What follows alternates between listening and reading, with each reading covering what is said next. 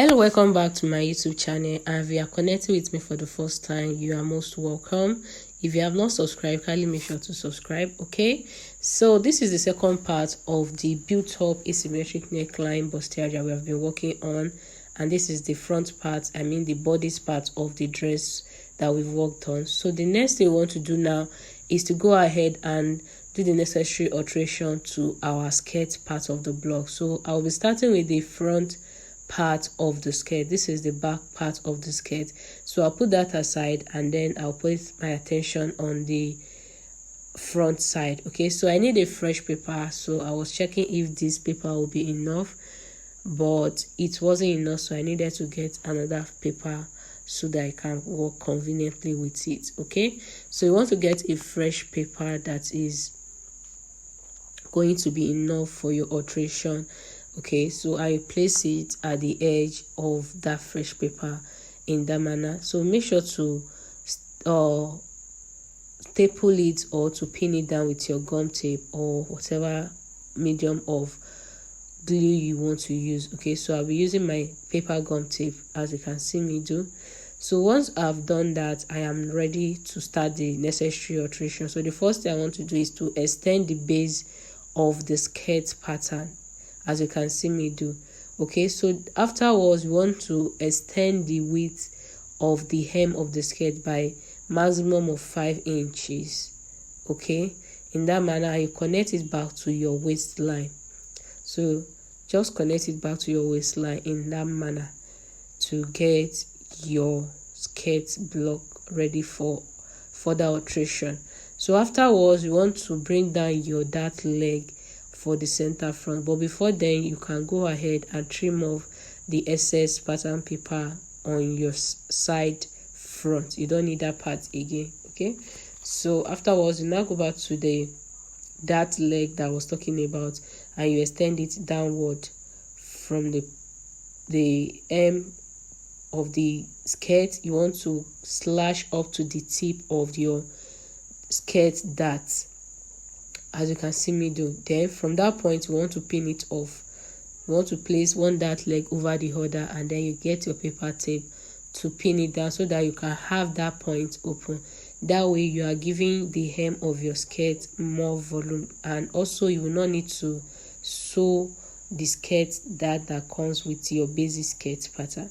So you want to place that part on a fresh paper so that you can flesh it out and make it become one with the other side of the skirt. So for the hem as well, you get your curve rule and blend them together so that they look equal and they blend in properly. Okay, so just connect that point. That way I ensure there's no sharp point. Okay, and that is basically it for that part of that skirt. Okay, so you can trim off the excess paper, and then we want to go ahead and do the last alteration that the skirt needs. So from the skirt there was a joining, and what they did was come down from the hip line. So this is the hip line of the pattern. So from that hip line you can come down by about 2 inches, 1 inch, depending on how low or high you want it to be to your hip, or you might even use your hip line or above your hip line, depending on the style line you desire. So in this picture that we are working with, we are going down by about 2 inches down our hip line. So that point you want to connect it like so, and then you are going to trim it off. That part is going to be trimmed off, and then it will be the upper part will be disconnected from the downward part. So just take your scissors and cut it through. Okay, so after cutting you want to make sure that you label every part. Remember that we are cutting it off now it does not look alike. Okay, so you'll be cutting your center front on fold. Now for the down part that you just trim off, you want to measure the distance from your side front to the center front in that manner. Just see what I'm doing.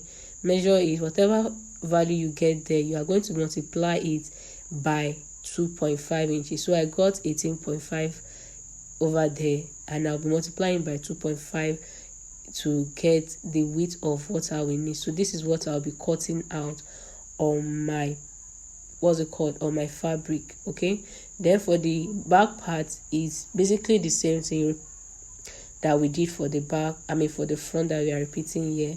Okay, so just extend the hem of the skirt by maximum of 5 inches, then come down from your hip by about 2 inches as you did for the front. Okay, and cut it out. So you want to extend it by 5 inches like I said, and that should be the maximum you are doing for your skirt extension, and then you connect it back to your waistline in that manner.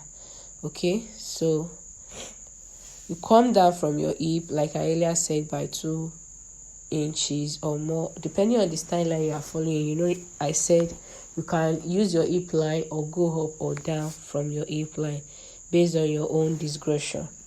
Okay, so and then you cut off every excess paper. Excuse me, I have cold, so I'm sorry if along the line you can hear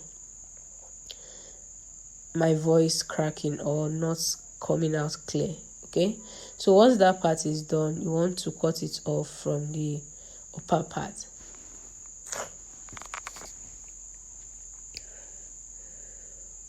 Okay,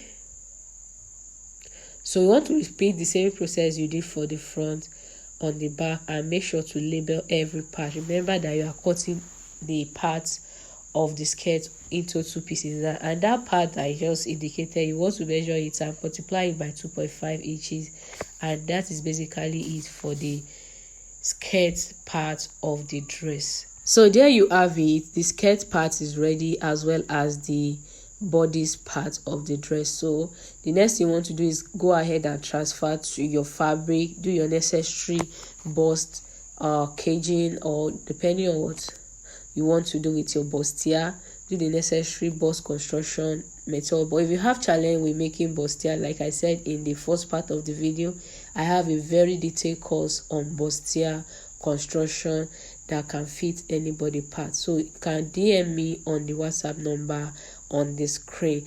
I hope you found this video helpful. Kindly like, comment and share, and I will see you in the next one. Bye.